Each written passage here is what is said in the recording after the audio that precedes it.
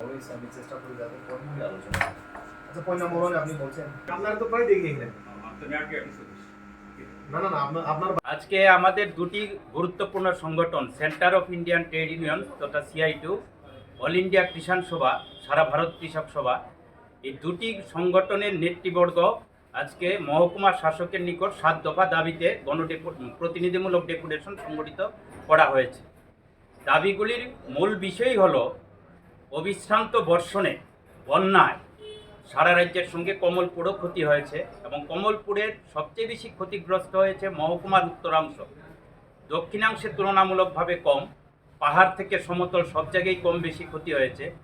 তার মধ্যে কৃষি ব্যাপক ক্ষতি, ধান চাষ এবং সবজি চাষ ব্যাপক ক্ষতিগ্রস্ত হয়েছে। ধান সবজির জমি নদী গর্ভে চলে গেছে, বাড়ির অংশ নদী গর্ভে চলে গেছে এবং তার সঙ্গে মাছ চাষ ব্যাপকভাবে ক্ষতিগ্রস্ত হয়েছে। পাহাড় থেকে সমতল মাছ চাষের জল ভেসে মাছ চলে গেছে, আর মধ্য দিয়ে মাছ চাষিরা ব্যাপক ক্ষতিগ্রস্ত হয়েছেন।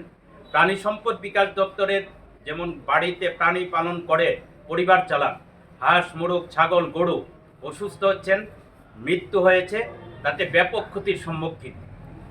ঘরে জল প্রবেশ করেছে, ঘরে ফাটল দেখা দিচ্ছে, ঘর এখনও সেতে থাকার অবস্থা নেই। শরণার্থী শিবিরে এক রাত্র কেউ ছিলেন, পরদিন চলে গেছেন।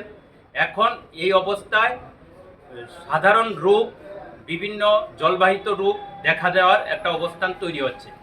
আমরা এই বিষয়গুলিকে সামনে রেখে 7 দফা দাবিতে মহকুমার শাসকের নিকট আমরা দাবিগুলি উত্থাপন করেছি। মহকুমার শাসক দাবি